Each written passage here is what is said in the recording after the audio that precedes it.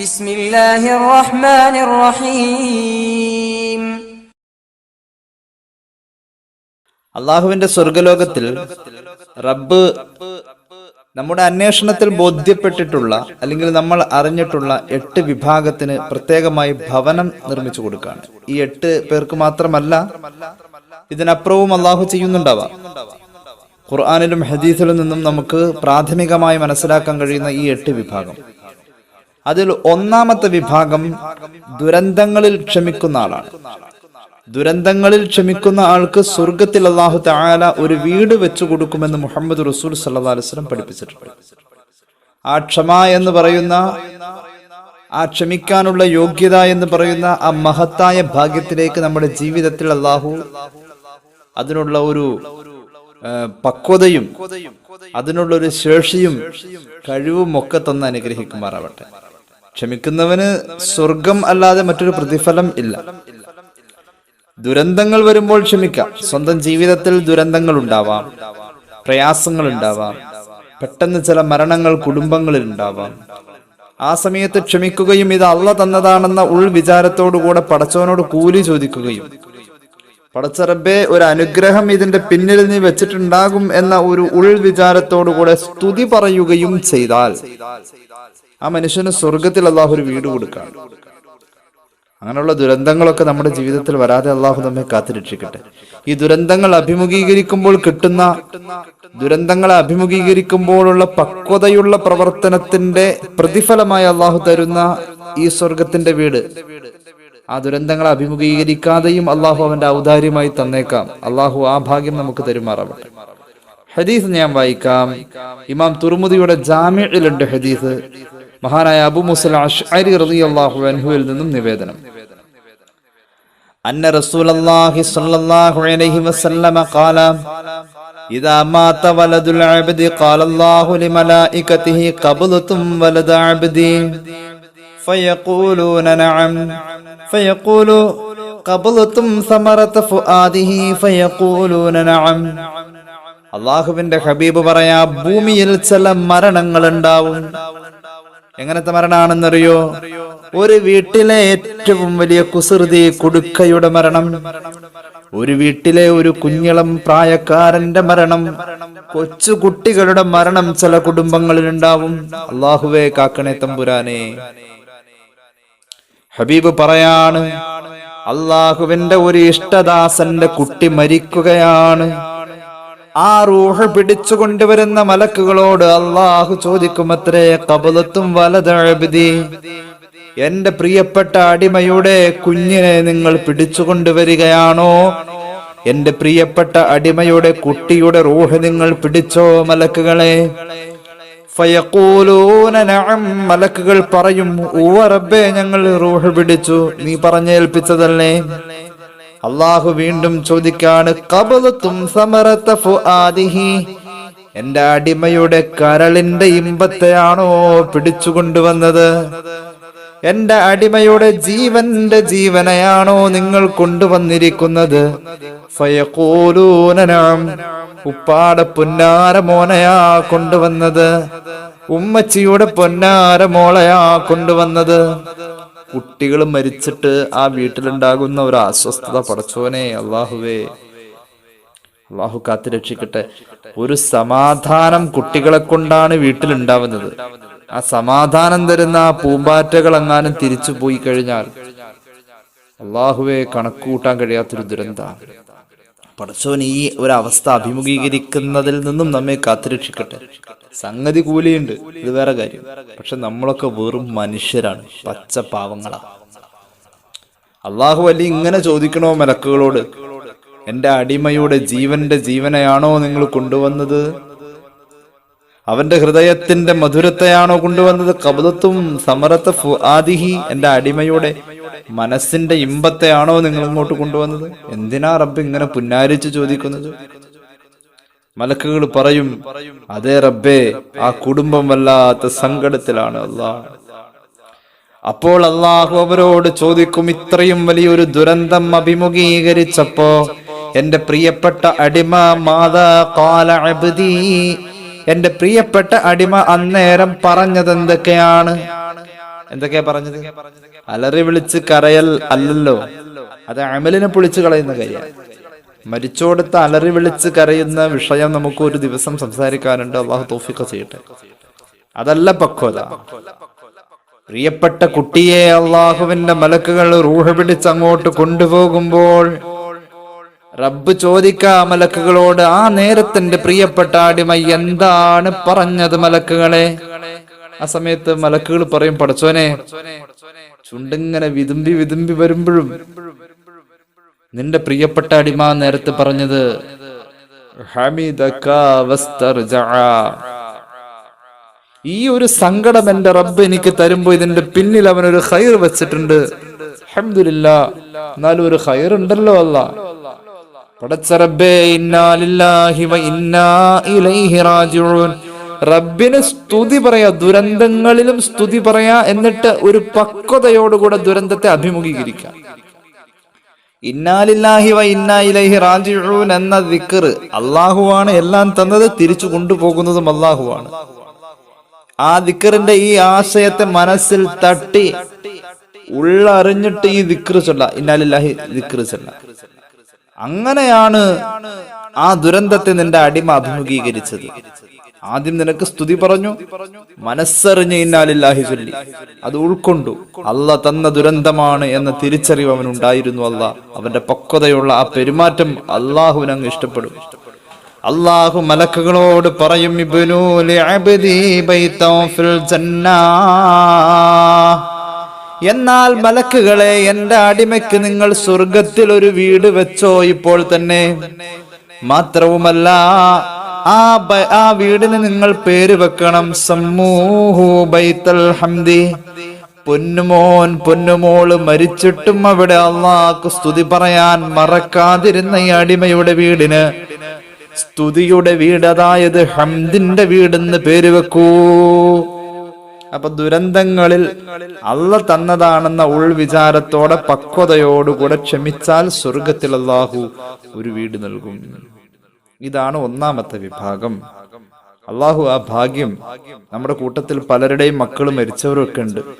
അള്ളാഹു പലരെയും ഞാൻ ഓർക്കുന്നുണ്ട്, പല കുടുംബങ്ങളിലും ഞാൻ അത് കണ്ടതാണ്. നിങ്ങൾ കണ്ടിട്ടുണ്ട്, നിങ്ങൾക്കും അറിയാം. റബ്ബ് അവർക്കൊക്കെ ആ ഭാഗ്യം കൊടുക്കട്ടെ. സ്വർഗത്തിൽ ആ കരഞ്ഞ മാതാവിനും പിതാവിനും അള്ളാഹു തആല സ്വർഗത്തിൽ ഒരു വീട് കൊടുക്കട്ടെ. ആ കുട്ടിയോടൊപ്പം മരണപ്പെട്ട കുഞ്ഞിനോടൊപ്പം സ്വർഗത്തിലെത്താൻ അള്ളാഹു ഭാഗ്യം നൽകട്ടെ.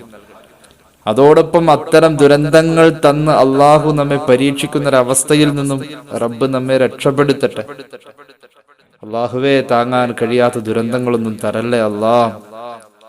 സ്വർഗത്തിൽ അള്ളാഹു വീട് കൊടുക്കുന്ന രണ്ടാമത്തെ വിഭാഗം, പടച്ചോന്റെ പൊരുത്തം മാത്രം പ്രതീക്ഷിച്ച് ഭൂമിയിൽ പള്ളി നിർമ്മിക്കുന്ന ആൾക്ക്. പള്ളി ഒരു പുണ്യഗേഹമാണല്ലോ. അള്ളാന്റെ പൊരുത്തം മാത്രം പ്രതീക്ഷിച്ചുകൊണ്ട് പള്ളി നിർമ്മിക്കുന്നു. ഫിത്ന ഉണ്ടാക്കാനല്ല, പടച്ചോന്റെ പൊരുത്തം പ്രതീക്ഷിച്ചുകൊണ്ട് പള്ളി നിർമ്മിക്കുന്നു. അങ്ങനെയൊക്കെ ഒരുപാട് നിഷ്കളങ്കരായ മനുഷ്യന്മാർ നമ്മുടെ നാട്ടിൽ പള്ളി നിർമ്മിക്കുന്നുണ്ട്. പള്ളി നിർമ്മിക്കാൻ ഒരാൾക്ക് പൂർണ്ണമായും കഴിയുമെങ്കിൽ പൂർണ്ണമായും കൂടാ. ഇനി അതിലേക്ക് ഒരു ചെങ്കല്ല് അല്ലെങ്കിൽ ഒരു കരിങ്കല്ലാണ് വാങ്ങിക്കൊടുക്കാൻ കഴിയുന്നത്, എന്നാൽ അതിൽ കൂടാ. പള്ളി നിർമ്മാണമാണല്ലോ. പള്ളി നിർമ്മാണവുമായി ബന്ധപ്പെടുന്ന ആൾക്ക് സ്വർഗത്തിൽ അല്ലാഹു ഒരു വീട് കൊടുക്കുമെന്ന് മുഹമ്മദ് റസൂൽ സല്ലല്ലാഹു അലൈഹി വസല്ലം. പള്ളി ചെറിയ ഒരു കാര്യമല്ല. ഇമാം ബൈഹഖിയുടെ ശുഅബുൽ ഈമാനിൽ ഈ ഹദീസ് നമുക്ക് കാണാൻ കഴിയും. അൻ നബി ദർർ റളിയല്ലാഹു അൻഹു ഖാല ഖാല റസൂലുള്ളാഹി സ്വല്ലല്ലാഹു അലൈഹി വസല്ലം മൻ ബനാ ലില്ലാഹി അസ്സ വജല്ല മസ്ജിദൻ വലൗ മഫ്ഹസ ഖതാത്തിൻ. ഒരു അടക്കാക്കിളിയുടെ കൂടോളം വലിപ്പമുള്ളൂ, എന്നാൽ പോലും ഒരു കൊച്ചു പള്ളിയാണെങ്കിൽ പോലും അള്ളാഹുവിന്റെ പൊരുത്തം പ്രതീക്ഷിച്ചിട്ട് ആരെങ്കിലും ഭൂമിയിൽ ഒരു പള്ളി നിർമ്മിച്ചാൽ ബനല്ലാഹു ലഹു ബൈതൻ ഫിൽ ജന്നാ, അയാൾക്ക് അല്ലാഹു നാളെ സ്വർഗത്തിലേക്ക് ഒരു വീട് വെച്ച് കഴിഞ്ഞു. മുഹമ്മദ് റസൂൽ സല്ലല്ലാഹു അലാ മുഹമ്മദ് സല്ലല്ലാഹു അലൈഹി വസല്ലം. അപ്പോൾ ഭൂമിയിൽ വിശ്വാസികൾക്ക് ഒരു പള്ളി നിർമ്മിച്ചു കൊടുക്കുന്നവർക്കാണ് രണ്ടാമത് നമുക്ക് പറയാനുള്ളത്. സ്വർഗത്തിലെ വീട് അള്ളാഹു വെച്ചു കൊടുക്കുന്ന രണ്ടാമത്തെ വിഭാഗം ഭൂമിയിൽ പള്ളി നിർമ്മിക്കുന്നവർക്ക്. പള്ളി എങ്ങനെയാ? വഹബ് ബിൻ മുനബ്ബഹ് റളിയല്ലാഹു അൻഹു പറയുന്നു, ചെറിയ കാര്യമൊന്നുമല്ല പള്ളി. സ്വർഗം കിട്ടാന്ന് വെക്കാം. അള്ളാഹു തൗഫീഖ് ചെയ്യട്ടെ. സ്വർഗം കിട്ടിയാൽ സ്വർഗത്തിൽ ആണുങ്ങളെ, പള്ളിയുമായി ബന്ധപ്പെട്ട് നിങ്ങളാണല്ലോ, സ്വർഗത്തിലെത്തിയാൽ ഹൂറിലിനായ പെണ്ണിനെ തൊടണമെങ്കിൽ, ഹൂറിലിനായ പെണ്ണിനെ നിനക്ക് അള്ളാഹു തരണമെങ്കിൽ അവൾക്ക് മഹർ കൊടുക്കണം. മുഹൂറുൽ ഹൂരി ഫിൽ ജന്നത്തി കൻസുൽ മസാജിദി വ ഇമാറത്തുഹാ എന്ന് മഹാനായ ഹസൻ ബസ്രി റളിയല്ലാഹു അൻഹു പറയാറുണ്ട്. ഹൂറിലിയങ്ങളുടെ മഹർ പള്ളി വൃത്തിയാക്കാൻ നീ കൂടിയിട്ടുണ്ടോ? പള്ളിയെ പരിപാലിച്ചവർക്ക്, പള്ളിയുടെ മുറ്റത്തെ കരിയില പിറക്കിയവർക്ക്, അവർക്കാണ്, പള്ളിയെ സ്നേഹിച്ചവർക്ക് ആ ഹൂറിലിയങ്ങളെ കല്യാണം കഴിച്ചു കൊടുക്കും. സ്വർഗലോകത്തിലേക്ക് എത്തുമ്പോൾ ഹൂറിലിയങ്ങളായ സ്ത്രീകൾക്ക് മഹർ കൊടുത്തേ പറ്റൂ. ഹൂറിലിയങ്ങളുടെ മഹർ പള്ളി പരിപാലനമാണ്, പള്ളിയെ സ്നേഹിക്കലാണ്, പള്ളിക്ക് ഖിദ്മത്ത് ചെയ്യലാണ്. അള്ളാഹു തൗഫീഖ് നൽകട്ടെ. ഇപ്പൊ പള്ളി ചെറിയ കാര്യമൊന്നുമല്ല.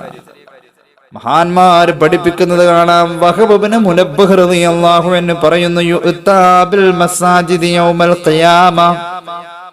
നമ്മുടെ നാടുകളിൽ നമ്മൾ കാണുന്ന ഈ പള്ളികളൊക്കെ ഖിയാമത്ത് നാളിൽ ഇങ്ങനെ കൊണ്ടുവരപ്പെടും. എങ്ങനെയാ ഓരോ പള്ളിയും വരുന്നത്?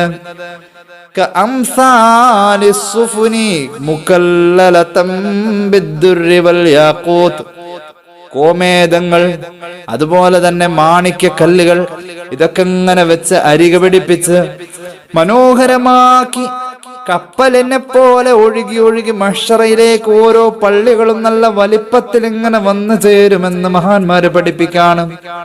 എന്നിട്ടോ ഈ പള്ളികൾ അള്ളാഹുവിന്റെ മുന്നിൽ സംസാരിക്കും. പടച്ച റബ്ബേ, എല്ലാ ദിവസവും വന്നുകൊണ്ട് ഈ പള്ളിയിലേക്ക് ആദ്യം വന്ന് കയറി സന്തോഷത്തോടുകൂടെ പള്ളിയിലിരുന്ന് സമയം കളഞ്ഞ മനുഷ്യനാണ് ഇന്നാള്, അയാൾക്ക് നീ സ്വർഗം കൊടുക്കണേ എന്ന് പള്ളി ഇങ്ങനെ പറയൂന്ന. പള്ളി എന്നുള്ള വാക്ക് തന്നെ മലയാളത്തിലേക്ക് കടമെടുത്ത പദമാണ്. ബുദ്ധമതവുമായി ബന്ധപ്പെട്ടിട്ടുള്ള പാലി ഭാഷയുടെ ഒരു പദമാറ്റമായി മലയാളം കടമെടുത്തൊരു വാക്കാണ്. മലയാളത്തിന്റെ വാക്കല്ല പള്ളി. നമുക്ക് നമ്മുടെ നാട്ടിൽ ധാരാളം പള്ളി ചേർത്തിട്ടുള്ള ഒരു ആദരണീയമായ പലതും കേൾക്കാനുണ്ട്. ഉദാഹരണം പള്ളിക്കൂടം, പള്ളിക്കവല, ഇങ്ങനെയൊക്കെയുള്ള പ്രയോഗങ്ങൾ. പള്ളി എന്ന് പറഞ്ഞാൽ സമാധാനത്തിന്റെ ഗേഹം എന്ന അർത്ഥമുള്ള പാലി ഭാഷയുടെ പ്രയോഗത്തെ മലയാളം കടമെടുത്തതാണ്. മലയാളം അങ്ങനെ കുറെ കടമെടുത്തിട്ടുണ്ട്, അവിടുന്ന് ഇവിടുന്നൊക്കെ. അറബിന്ന് കുറെ എടുത്തിട്ടുണ്ട്. ഖറാറ്, തഹസിൽദാർ, അങ്ങനെ ഒരുപാട് വാക്കുകളൊക്കെ മലയാളവും കടമെടുത്തിട്ടുണ്ട് പല ഭാഷകളിൽ നിന്ന്. അപ്പൊ പള്ളി എന്നത് പാലി ഭാഷയുമായുള്ള ഈ കേരളത്തിന്റെ സമ്പർക്കത്തിൽ നിന്നും കിട്ടിയതാണ്. ബുദ്ധമത ചരിത്രവുമായി ബന്ധം നമ്മുടെ മലയാള നാടിനുണ്ട്. അതിന്റെ ഒരു അവശിഷ്ടമാണ്, ഒരു തിരുശേഷിപ്പാണ് പള്ളി എന്ന പ്രയോഗം പോലും. ക്രിസ്ത്യൻ സഹോദരങ്ങളും പള്ളി എന്നാ പറയാ, പള്ളിയിലെ അച്ഛൻ എന്നാ പറയാ. മുസ്ലിമീങ്ങൾ മാത്രമല്ല അങ്ങനെ പറയാം. അല്ലാതെ അത് മസ്ജിദിന്റെ പരിഭാഷയല്ല പള്ളി എന്നുള്ളത്. മസ്ജിദ് സുജൂദിന്റെ ഇടം എന്നാണ്. മസ്ജിദാണ് അത് മസ്ജിദ് എന്ന് ലോപിച്ചത്. നിയമപരമായി മസ്ജിദ് എന്നാണ് പറയുന്നത്. മസ്ജിദ് എന്നത് ലോപിച്ചു വന്നത്. സജദ യസ്ജുദു മസ്ജിദാണ്. ഏതായാലും വ്യാകരണ സംബന്ധമായിട്ടൊന്നും കൂടുതൽ പറയേണ്ടതില്ല, ഞാൻ അവിടെ ചുരുക്കാണ്. പള്ളി നിർമ്മിക്കുന്ന ആൾക്ക് അല്ലാഹു തആല സ്വർഗത്തിൽ വീട് കൊടുക്കും. ഇനി മൂന്നാമത്തെ വിഭാഗമാരാണ്? നമ്മൾ നേരത്തെ പറഞ്ഞു പോയ വിഭാഗമാണ്. നമ്മുടെ 2-3 ക്ലാസ്സുകൾക്ക് മുമ്പ് സൂറത്തുൽ ഇഖ്ലാസിന്റെ പ്രത്യേകത പറഞ്ഞോടത്ത് നമ്മൾ ഈ മൂന്നാമത്തെ വിഭാഗത്തെ പറഞ്ഞിട്ടുണ്ട്. വേറെ ആരുമല്ല, സൂറത്തുൽ ഇഖ്ലാസ് പതിവാക്കുന്നവന് സ്വർഗത്തിൽ വീടുണ്ട്. എങ്ങനെ പതിവാക്കാം? അള്ളാഹുവിന്റെ ഹബീബ് പഠിപ്പിച്ചിട്ടുണ്ടല്ലോ. ഇമാം ഖുർത്തുബിയുടെ തഫ്സീറിലുണ്ട് ഈ ഹദീസ്.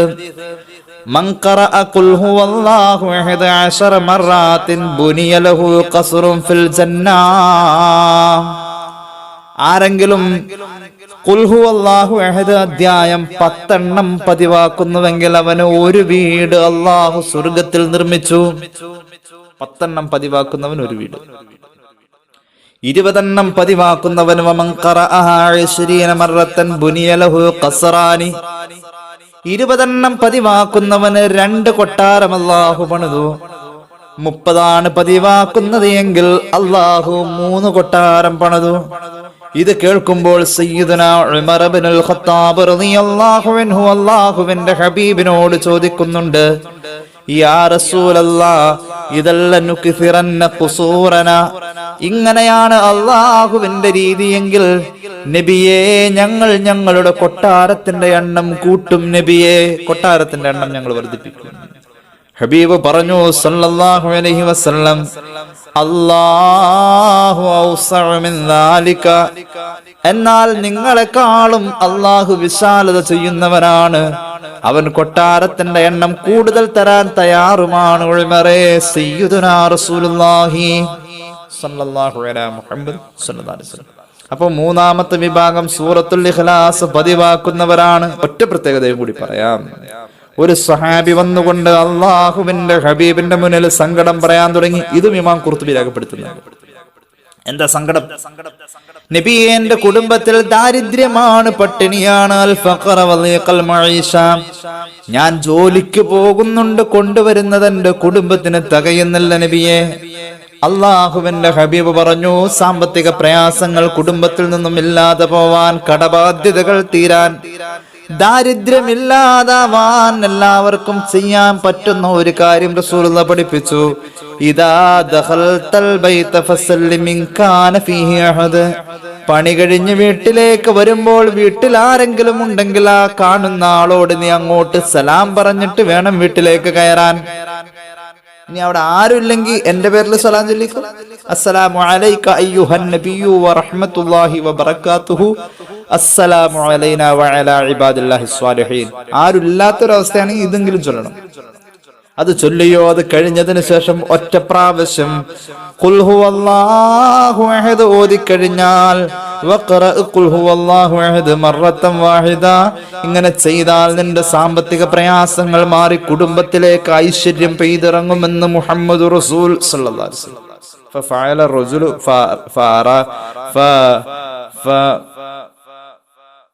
ഫറദ്ദല്ലാഹു അലൈഹി ഫറദ്ദല്ലാഹു അലൈഹി റിസ്ഖ ഹത്താ അഫാല അലൈഹി ജീറാന. ആ സ്വഹാബി അങ്ങനെ ചെയ്തു. അദ്ദേഹത്തിന്റെ പ്രയാസങ്ങൾ മാറി. അദ്ദേഹത്തിന്റെ വീട്ടിൽ അദ്ദേഹം ഇത് പതിവാക്കിയത് കാരണം അതിന്റെ ബർക്കത്തുണ്ട് അദ്ദേഹത്തിന്റെ അയൽവക്കത്തും കൂടി അതിന്റെ ഒരു വെളിച്ചം കിട്ടിയത്.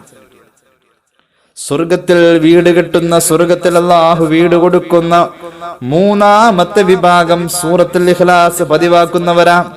നാലാമത്തെ വിഭാഗം പെട്ടെന്ന് പറഞ്ഞു പോവാണ്. നാലാമത്തെ വിഭാഗം, നമ്മളൊക്കെ അങ്ങാടിയിൽ പോവാറുണ്ട്, ചന്തയിൽ പോവാറുണ്ട്, മാർക്കറ്റിൽ പോവാറുണ്ട്, ടൗണിൽ പോവാറുണ്ട്, അല്ലേ? ടൗണിൽ പോകുന്ന ആൾക്കാണ് ടൗണിൽ പോകുന്ന ആൾക്കാണ് പോവണ്ടോലെ പോണം സ്വർഗത്തിൽ കൊട്ടാരം. ഇനി അങ്ങനെ നിറങ്ങാൻ നടന്നു. സഹോദരിമാരൊക്കെ എന്തെങ്കിലും ഒരു കാരണം കിട്ടാൻ നോക്കിക്ക, അല്ലേ? അങ്ങനെ വെറുതെ പോയാൽ പറ്റില്ല. അങ്ങാടിയിലേക്ക് പോകുമ്പോൾ അള്ളാഹുവിന്റെ ഹബീബ് സല്ലല്ലാഹു അലൈഹി വസല്ലം പഠിപ്പിച്ചിട്ടുണ്ട്, മഹാന്മാരായ മലക്കുകളുടെ ഇടം, അള്ളാഹുവിന്റെ കാരുണ്യം ഇറങ്ങുന്ന മലക്കുകളുടെ സാന്നിധ്യമുള്ള ഒരു ഇടം, അത് അള്ളാഹിന്റെ പള്ളിയാണെന്ന് മുഹമ്മദ് റസൂൽ സല്ലല്ലാഹു അലൈഹി വസല്ലം. പിശാചിന്റെ വിളയാട്ടം കൂടുതൽ ഉള്ള ഒരു ഇടം, അത് അങ്ങാടിയാണെന്ന് മുഹമ്മദ് റസൂൽ സല്ലല്ലാഹു അലൈഹി വസല്ലം. അപ്പൊ അങ്ങനെയുള്ള സ്ഥലത്തേക്ക് പോണെന്ന് ഓർമ്മയാണ്. അങ്ങനെയുള്ള സ്ഥലത്തേക്ക് പോകുമ്പോ പിശാചിന്റെ വിളയാട്ടം സാധ്യത കൂടുതലുള്ള ഒരു സ്ഥലത്തേക്ക് പോകുമ്പോ ആത്മീയമായ ഒരു ഒരുക്കത്തോടു കൂടെ പോവേണ്ടിയിരിക്കുന്നു. ആ ആത്മീയമായ ഒരുക്കം ഉള്ള ആൾക്കാണ്, അതായത് അങ്ങാടിയിലേക്ക് പോകുമ്പോ, പട്ടണത്തിലേക്ക് പോകുമ്പോ, ടൗണിലേക്ക് ഇറങ്ങുമ്പോ ആത്മീയമായ ചില കാര്യങ്ങൾ ചെയ്യാനുണ്ട്. അങ്ങനെ ചെയ്യുന്നവർക്കാണ് സ്വർഗത്തിൽ ഒരു വീട് അള്ളാഹു വെക്കുന്നത്. അള്ളാഹു തൗഫീഖ് ചെയ്യട്ടെ. അങ്ങാടി പോക്ക് ഏതായാലും നമുക്ക് ഇല്ലാതില്ല, നമുക്ക് എപ്പോഴും അങ്ങാടി പോക്കുണ്ട്. അപ്പൊ എന്താ വേണ്ടത്? 2 കാര്യം ചെയ്താൽ മതി. അങ്ങാടി പോകുന്നവൻ 2 കാര്യം ചെയ്താൽ സ്വർഗത്തിൽ ഒരു വീട് ഉറപ്പാണ്. അങ്ങാടിയിൽ പോകുന്നവൻ 2 കാര്യം ചെയ്താൽ സ്വർഗത്തിൽ ഒരു വീട് ഉറപ്പാണ്. എന്താണ് അങ്ങാടി പോകണം ചെയ്യേണ്ടത്? ഒന്നാമത്, അങ്ങാടിയിൽ ഹറാമായ കാഴ്ചകൾ ധാരാളം ഉണ്ടാകും. അന്യ സ്ത്രീകളുണ്ടാവും, അന്യ പുരുഷന്മാരുണ്ടാവും. ഒന്നില്ലെങ്കിലും സിനിമാ പോസ്റ്ററുകൾക്കൊന്നും ഒരു കുറവുമില്ലാത്ത അങ്ങാടി ചുവരുകളും ഭിത്തികളാണ് നമുക്ക് കാണാനുള്ളത്. അപ്പോൾ ഹറാമുകളെ സൂക്ഷിക്കാനുള്ള ഒരു ഉത്തരവാദിത്ത ബോധം നിന്റെ നഫ്സിനോട് നിനക്ക് ഉണ്ടാവണം. ഒന്നാമത്തേത് അതാണ്. രണ്ടാമത്തേത്, അങ്ങാടിയിൽ പോകുന്ന ഓരോരുത്തരും ചൊല്ലേണ്ട ഒരു ദുആ ഉണ്ട്. ദുആ സൂഖ് എന്നതിന് പറയാം. നമുക്ക് എല്ലാവർക്കും അറിയാവുന്ന ദുആയാണത്, അല്ല വലിയ പുതുക്കമൊന്നുമില്ലത്. ആ ദുആയും അങ്ങാടിയിലേക്ക് പോകുന്നവൻ ചൊല്ലുക. എന്നാൽ സ്വർഗത്തിൽ ഒരു വീടുണ്ട്. ഇത് ചൊല്ലിയിട്ട് വെറുതെ പോയാ പോരാ, ഇത് ചൊല്ലിയിട്ട് ഹറാം നിന്റെ കണ്ണിലോ നാവിലോ കാതിലോ വരാതെ സൂക്ഷിച്ച് ആ ഒരു ഉത്തരവാദിത്ത ബോധത്തോടു കൂടെ അങ്ങാടി പോയിട്ട് വരണം. അങ്ങനെ വരുന്നവന് അള്ളാഹു സ്വർഗത്തിൽ ഒരു വീട് വെക്കും. ഇമാം ഹാക്കിമിന്റെ മുസ്തദറക്കിലുണ്ട് ഹദീസ്. عن ابن عمر رضي الله عنهما قال رسول الله صلى الله عليه وسلم ഹബീബ് പഠിപ്പിച്ചു من دخل السوق فباع فيها واسترى فقال لا إله إلا الله وحده لا شريك له له الملك وله الحمد يحيي ويميت وهو على كل شيء قدير. കേട്ടോ, ഈ ദിക്ർ നമുക്കറിയാലോ. റസൂലുള്ളാഹി പറയാണ് സല്ലല്ലാഹു അലൈഹി വസല്ലം, ഒരാൾ അങ്ങാടിയിലേക്ക് പോയി വാങ്ങാനോ വിൽക്കാനോ എന്തോ ആവട്ടെ, അവൻ അങ്ങാടിയിലേക്ക് ചെന്നു, ഹറാമുകളെ സൂക്ഷിച്ചു. അതോടൊപ്പം തന്നെ ലാ ഇലാഹ ഇല്ലല്ലാഹു വഹ്ദഹു ലാ ശരീക ലഹു ലഹുൽ മുൽക്കു വലഹുൽ ഹംദു യുഹ്യി വയുമീതു വഹുവ അലാ കുല്ലി ഷൈഇൻ ഖദീർ. ഈ ദിക്ർ ഒരാൾ അങ്ങാടിയിൽ ചൊല്ലുമ്പോൾ ചൊല്ലിയിട്ടാണ് പോകുന്നത് എങ്കിൽ ഹബീബ് പറയാ കതബല്ലാഹു ലഹു അൽഫ ഹസന, അവൻ അല്ലാഹു തആല 10 ലക്ഷം നന്മ രേഖപ്പെടുത്തി. അല്ലാഹു തൗഫീഖ്. ചെറിയ കാര്യമല്ല കേട്ടോ, 10 ലക്ഷം നന്മ. അതോടൊപ്പം അവന്റെ 10 ലക്ഷം പാപം അല്ലാഹു പൊറുക്കും. 10 ലക്ഷം പ്രതിഫലവും 10 ലക്ഷം പാപവും പൊറുക്കുന്ന ദിക്റാണ്. അങ്ങാടിയിൽ പോകുമ്പോൾ ഈ ദിക്ർ ചൊല്ലിയാൽ 10 ലക്ഷം നന്മയും പ്രതിഫലവും കിട്ടും. നന്മയുടെ പ്രതിഫലം കിട്ടും, 10 ലക്ഷം പാപവും അല്ലാഹു പൊറുക്കും. മാത്രവുമല്ല, അതോടൊപ്പം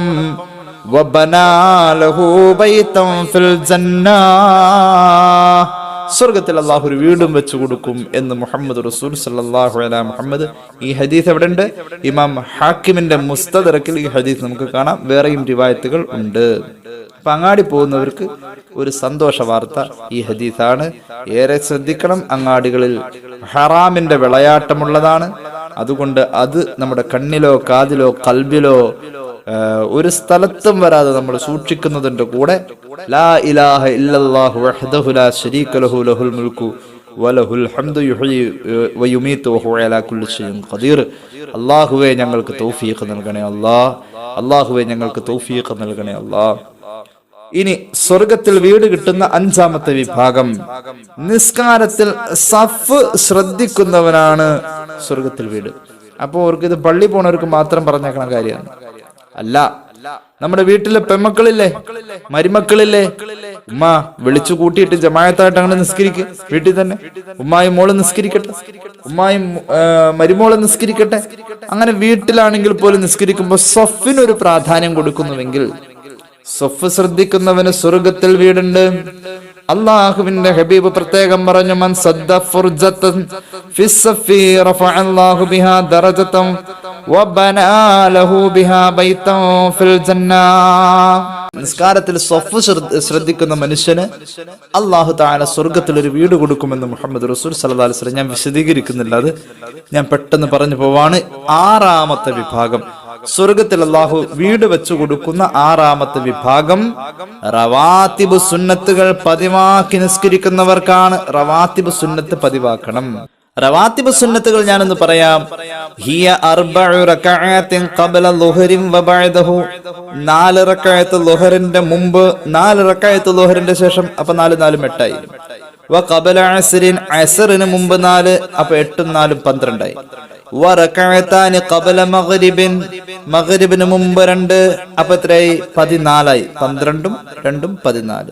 ഇശാഇന്റെ മുമ്പ് 2, അപ്പോൾ 16 ആയി. വബഅദഹുമാ, ഇശാന്റെ ശേഷവും 2, മഗ്രിബിന് ശേഷവും 2, അപ്പൊ എത്രയായി? 16ഉം 4ഉം 20 ആയി. സുബഹിയുടെ മുമ്പ് 2, 22. ഇതാണ് റവാത്തിബ് സുന്നത്തുകൾ പൂർണ്ണമായിട്ട്. ഒന്നുകൂടി പറയാം. ളുഹറിന് മുമ്പ് 4, ളുഹറിന് ശേഷം 4, അസറിന് മുമ്പ് 4, പിന്നെ മഗ്രിബിന് മുമ്പ് 2, മഗ്രിബിന്റെ ശേഷം 2, ഇഷാക്ക് മുമ്പ് 2, ഇഷാക്ക് ശേഷം 2, സുബഹിക്ക് മുമ്പ് 2, 22 റക്അത്തുണ്ട്. ഒന്നുകൂടി പറയാം. ളുഹറിന് മുമ്പും ശേഷവും 4, അസറിന് മുമ്പും 4. അപ്പൊ 4 4 8 4 12ആയി. മഗ്രിബിന് മുമ്പും ശേഷവും ഈ 2 വീതം, അപ്പോഴും 4ആയി. അപ്പൊ 16ആയി. ഇശാക്ക് മുമ്പും ശേഷവും ഉണ്ട് 2, അപ്പൊ 16 4 20ആയി. സുബഹിക്ക് മുമ്പ് 2, അപ്പൊ 22 റക്അത്തായി. ഇതാണ് റവാത്തിബ് സുന്നത്ത്. ഇത് പതിവാക്കി പോരുന്നവന് സ്വർഗത്തിൽ വീടുണ്ട്. ഇനി ഇതിൽ ഏറ്റവും ശക്തമായ സുന്നത്തുള്ളത് 10 എണ്ണമാണ്. ആ 10 എണ്ണം നിർബന്ധമായെങ്കിലും നമ്മൾ ചെയ്തിരിക്കണം. അത് സുബഹിയുടെ മുമ്പ് 2, ളുഹറിന്റെ മുമ്പ് 2, ളുഹറിന് ശേഷം 2, മഗ്രിബിന്റെ ശേഷം 2, ഇഷാന്റെ ശേഷം 2. ഇങ്ങനെ ഈ 2 എണ്ണം വീതം ഈ പറയപ്പെട്ട 5 സമയങ്ങളിലായിട്ട് ചെയ്താൽ 10 റക്അത്ത് മുഅക്കദായ സുന്നത്ത് നമുക്ക് കിട്ടും. അല്ലാഹു തൗഫീഖ് ചെയ്യുമാറാവട്ടെ. ആ 10 റക്അത്ത് ഒന്നുകൂടി പറയാം. സുബഹിയുടെ മുമ്പ് 2, ളുഹറിന്റെ മുമ്പ് 2, ളുഹറിന്റെ ശേഷം 2, മഗ്രിബിന്റെ ശേഷം 2, ഇഷാന്റെ ശേഷം 2. ഇങ്ങനെയുള്ള 10 റക്അത്തെങ്കിലും നമ്മൾ നിസ്കരിച്ചു പോരണം. ഇങ്ങനെ റവാത്തിബ് പതിവാക്കുന്ന മനുഷ്യന് സ്വർഗത്തിൽ വീടുണ്ട്. ഇമാം ഇബ്നു മാജയുടെ സുനനിലുണ്ട് ഹദീസ്. ഇനി പറയട്ടെ, ഇനി പറയുന്നു, സ്വർഗത്തിൽ വീട് കിട്ടുന്ന 7ാമത്തെ വിഭാഗം നിലവാരമുള്ള വ്യക്തിത്വം ആർക്കുണ്ടോ അവർക്ക് സ്വർഗത്തിൽ വീടുണ്ട്. നിലവാരമുള്ള വ്യക്തിത്വം അതെങ്ങനെയാ? റസൂലുള്ളാഹി പറയുന്നു സല്ലല്ലാഹു അലൈഹി വസല്ലം, ഇമാം അബൂദാവൂദിന്റെ സുനനിലുണ്ട് ഹദീസ്, അനസഈമും ബിബൈത്തിൻ ഫീ റബദിൽ ജന്നതി, സ്വർഗ്ഗത്തിന്റെ താഴെ തട്ടിൽ ഒരു വീട് ഒരാൾക്ക് അല്ലാഹു വെച്ചിട്ടുണ്ട്. ആർക്കാണെന്നറിയുമോ? ലിമൻ തറക്കൽ മിറാ, തർക്കം ഒഴിവാക്കിയിട്ട് അവഗണിച്ചു പോവാ. ഞാൻ നീയായിട്ട് തർക്കിക്കാനില്ല. ഒരു നിലവാരമില്ലാത്ത പണിയെ തർക്കിക്കില്ല. തർക്കം ഒഴിവാക്കി പോകുന്നവന് സ്വർഗത്തിന്റെ താഴെ തട്ടിലാണ് വീടുള്ളത്. ഇൻകാന മുഹിഖൻ, ഇവൻ തർക്കിക്കുന്ന കാര്യത്തിലാണ് ന്യായമുള്ളത്, ഇവന്റെ പക്ഷത്താണ് ന്യായം, ഇവന് സംസാരിച്ച് നേടാനും കഴിയും. എന്നാലും അവൻ അത് വേണ്ടാന്ന് വെച്ചു പോയി. എന്നാലും അവന് സ്വർഗത്തിൽ ഒരു വീട് അല്ലാഹു വെച്ചിട്ടുണ്ട്, സ്വർഗത്തിന്റെ താഴെ തട്ടില്. ഇനി സ്വർഗത്തിന്റെ മധ്യത്തിൽ ഒരാൾക്ക് അല്ലാഹു വീട് വെച്ചു, അവൻ കളവ് ഉപേക്ഷിക്കുന്നവനാണ് എങ്കിൽ, ഇനി സ്വർഗത്തിന്റെ മുകളിൽ അത് തമാശ പറഞ്ഞപ്പോഴാണെങ്കിൽ പോലും കളവ് പറയാറില്ല, ശ്രദ്ധിക്കുന്നു. എന്നാൽ അവന് സ്വർഗത്തിന്റെ നടുവിലെ തട്ടിൽ അല്ലാഹു വീട് വെച്ചു. ഇനി സ്വർഗത്തിന്റെ ഏറ്റവും മുകളിലെ തട്ടിൽ അല്ലാഹു വീട് വെച്ചിരിക്കുന്നത് ലിമൻ ഹസ്സന ഖുൽഖഹു, സ്വഭാവം നന്നാക്കി സൽസ്വഭാവിയായി ജീവിക്കുന്ന, എല്ലാവരെ കൊണ്ട് നല്ലത് പറയിപ്പിക്കുന്ന ഒരു നല്ല മനുഷ്യനാണോ, നിനക്ക് സ്വർഗത്തിന്റെ മേലെ തട്ടിൽ അല്ലാഹു വീട് വെച്ചു. അപ്പൊ സ്വർഗത്തിൽ വീട് അല്ലാഹു കൊടുക്കുന്ന 7ാമത്തെ വിഭാഗം നിലവാരമുള്ള വ്യക്തിത്വം ഉണ്ടാക്കാൻ ശ്രമിക്കുന്ന ആർക്കും അല്ലാഹു സ്വർഗത്തിൽ വീട് നൽകും. അല്ലാഹു തൗഫീഖ് ചെയ്യട്ടെ. സ്വർഗത്തിൽ അല്ലാഹു വീട് കൊടുക്കുന്ന 8ാമത്തെ വിഭാഗം ളുഹാ നിസ്കാരം 12 റക്അത്ത് പതിവാക്കി പോരുന്നവനാണ്. ളുഹാ നിസ്കാരം 12 റക്അത്ത് പതിവാക്കണം. നമുക്ക് അറിയാലോ ളുഹാ നിസ്കാരത്തെ കുറിച്ച്. ളുഹാ നിസ്കാരം ഏറ്റവും കുറഞ്ഞത് 2 റക്അത്തും അത് കൂടിയാൽ 12 റക്അത്ത് വരെയാണ് നിസ്കരിക്കേണ്ടത്. ളുഹാ നിസ്കാരം ഏറ്റവും അഫ്ളലായ റക്അത്ത് 8 ആണ്. 8 റക്അത്ത് പതിവാക്കി പോരാണ് ഏറ്റവും അഫ്ളല്. ഒരാള് അതായത് തീരെ കുറഞ്ഞു പോവാതെ 2 റക്അത്തിൽ 4 റക്അത്തിലൊക്കെ ചുരുക്കാതെ അത് 8 ആക്കി പോരലാണ് ഏറ്റവും അഫ്ളലതാണ്. ഒരാള് ളുഹാ നിസ്കാരം 2 റക്അത്ത് മുതൽ 12 റക്അത്ത് വരെ അവന് നിസ്കരിക്കാം. ഇപ്പൊ ഒരു ദിവസം ഒരാൾ 2 റക്അത്ത് നിസ്കരിച്ചു, പിറ്റേന്ന് സമയം ഉണ്ടായപ്പോ 4 നിസ്കരിച്ചു, പിന്നെ അവന് പറ്റിയില്ല, പിന്നെ 2 നിസ്കരിച്ചു, പിന്നെ ഒരു ദിവസം സമയം കിട്ടിയപ്പോ 6 നിസ്കരിച്ചു. അങ്ങനെ ഒരു കണക്കില്ലാതെ പോരുന്നതിൽ നല്ലത് 8 എന്നത് പതിവാക്കി പോരലാണ് ഏറ്റവും അഫ്ളൽ. ഈ ഹദീസിൽ നമ്മൾ പറയുന്നത് സ്വർഗത്തിൽ അല്ലാഹു വീട് കൊടുക്കുന്നത് ആർക്കാണ്? ളുഹാ നിസ്കാരം 12 റക്അത്ത് പതിവാക്കുന്ന ആൾക്കാണ്. വഅഫ്ളലുഹാ 8 വവഖ്തുഹാ മിൻ ഇർതിഫാഇ ശംസി ഖദ്റ റുംഹിൻ ഇല അസ്സവാൽ. ളുഹാ നിസ്കാരം സൂര്യ ഉദയം കഴിഞ്ഞിട്ട് 20 മിനിറ്റും കൂടി കഴിഞ്ഞ് അവിടെ മുതൽക്ക് സ്റ്റാർട്ട് ചെയ്യും. സൂര്യോദയം കഴിഞ്ഞ് 20 മിനിറ്റും കൂടി കഴിയണം. അല്ലാതെ സൂര്യൻ ഉദിച്ച അപ്പം തന്നെ അല്ല. ചില ആൾക്കാരുണ്ട് സുബൈ നിസ്കരിച്ച അപ്പം തന്നെ ളുഹായും കൂടി നിസ്കരിച്ചിട്ടാ പോലെ. സുബൈ നിസ്കരിച്ച ഉടനെ പറ്റൂല. നമ്മുടെ കലണ്ടറിലൊക്കെ കാണാറുണ്ട്, നിസ്കാര സമയത്തിന്റെ പട്ടികയിൽ ഉദയം എന്ന് പറയുന്നൊരു ഭാഗം കാണുന്നുണ്ട്. അത് ശരിക്കും സൂര്യോദയ, നമ്മൾ കണ്ടിട്ടില്ല എന്നുള്ളൂ. നിസ്കാരം കലാവാണ് സുബഹി, സൂര്യ ഉദയം. ആ ഉദയം കഴിഞ്ഞിട്ട് ഏകദേശം 20 മിനിറ്റും കൂടി കഴിയണം. അല്ലെങ്കിൽ തഹരീമിന്റെ കറാഹത്തിന്റെ സമയമായി വരുന്നുണ്ട്. അതുകൊണ്ടാണ് അത് കൂടി കഴിയണമെന്ന് പറഞ്ഞത്. അതിന് മഹാന്മാർ പറഞ്ഞിരിക്കുന്ന ഒരു അളവ് മിൻ ഇർതിഫാഇ ശംസി ഖദറ റുംഹിൻ ഇല സവാൽ. ആ 20 മിനിറ്റ് കഴിഞ്ഞ് സുബഹി ഖളാ ആയ ഉദയം, ആ ഉദയം മുതൽക്ക് 20 മിനിറ്റും കൂടി കഴിഞ്ഞിട്ട് 20 മിനിറ്റ് കഴിഞ്ഞിട്ട് ളുഹയുടെ സമയം സ്റ്റാർട്ട് ചെയ്യും. ളുഹർ വരെ എന്ന് പറഞ്ഞാൽ അങ്ങോട്ടും മറ്റേ പോകരുത്. ളുഹ നിസ്കരിക്കാൻ ഏറ്റവും അഫ്ദലായ ഒരു സമയം പകലിന്റെ ആദ്യത്തെ 3-1 വിട്ടെടുക്കുന്നതിന് മുമ്പ് തന്നെ ചെയ്യണം. ഏകദേശം ഒരു 9 മണിക്കൊക്കെ പതിവാക്കി പോരാ. ചില ആളുകൾ നിസ്കാരം സുബഹി കഴിഞ്ഞാൽ അവിടെ തന്നെ ഇരുന്നുകൊണ്ട് ഓത്തും ചൊല്ലലും ഒക്കെ ആയി ഇങ്ങനെ ഇരുന്ന് സൂര്യോദയവും കഴിഞ്ഞ് 20 മിനിറ്റും കഴിഞ്ഞിട്ട് അവര് എണീറ്റിട്ട് അങ്ങോട്ട് ളുഹ നിസ്കരിച്ചിട്ട് പോകും. അവന് ഹജ്ജും ഉംറയും ചെയ്ത കൂലിയുണ്ടെന്ന് മുഹമ്മദ് റസൂൽ സല്ലല്ലാഹു അലൈഹി വസല്ലം പഠിപ്പിച്ചിട്ടുണ്ട്.